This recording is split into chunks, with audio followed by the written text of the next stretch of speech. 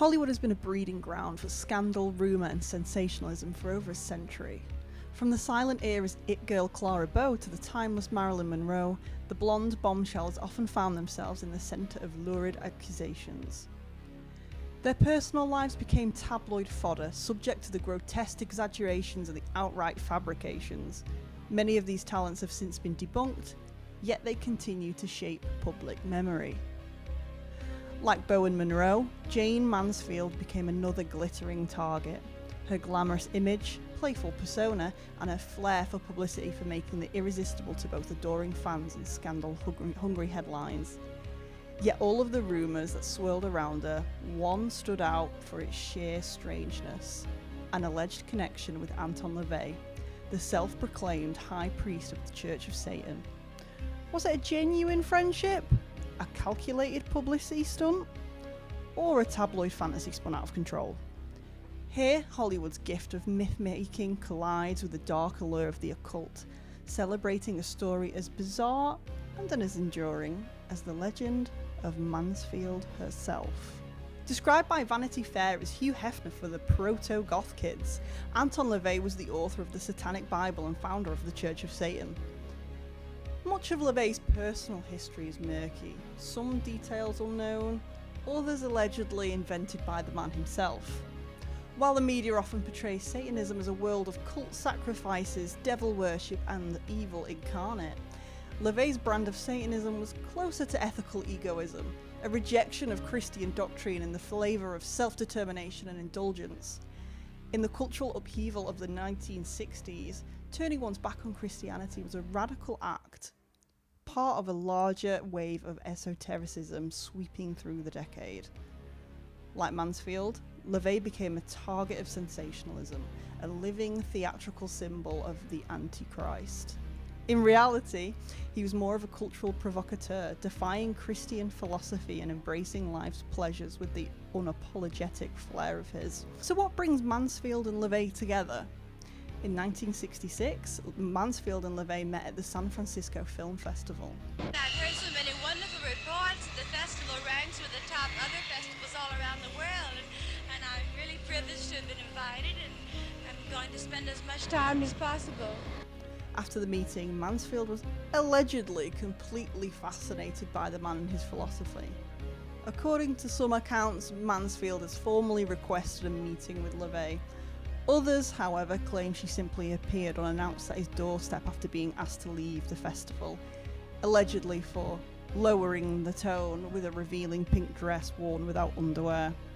Again, Jayne Mansfield has been a target for sleazy accusations for many years. The anecdotes regarding the actress should be taken with a pinch of salt. In 1966, photographer Walter Fisher captured the now iconic images of Anton LaVey and Jayne Mansfield. In these photographs, Mansfield is depicted performing what appears to be a satanic ritual. Celebrities today aren't strangers to publicity stunts, and neither were they in the 1960s. What we now call rage bait was likely at play here. The photo sparked conversation, provoked outrage, and ensured everyone was talking about Mansfield. In Hollywood, as the old saying goes, there's no such thing as bad publicity. For decades, the nature of Jayne Mansfield and Anton LaVey's relationship has remained shrouded in mystery. While some accounts claim that the two shared an intense love affair, no definitive sources have ever really confirmed this. And then enter Sam Brody, Mansfield's lawyer and later romantic partner. Brody was openly opposed to LaVey's influence on Mansfield, and his disapproval sparked a bitter rivalry between the two men, a clash fueled by jealousy, ideology, and the ever-present glare of Hollywood gossip. In 1966, tragedy struck when Jayne Mansfield's 6-year-old son, Zoltan, was mauled by a lion at the Jungle Land at Thousand Oaks, California. According to the Mansfield 66-67 documentary, there's a legend that LaVey had cursed Mansfield over her relationship with Sam Brody, which supposedly led to the accident. Rumour has it she even called LaVey afterwards, and he cast a spell that somehow helped Zoltan recover. Of course, like most Hollywood gossip, it's probably more myth than fact. On June 28th, 1967, Jayne Mansfield, Sam Brody, and their driver, Ronald B. Harrison, were killed in a horrific car accident in New Orleans, Louisiana. 3 of Mansfield's children, who were also in the car, survived with only minor injuries.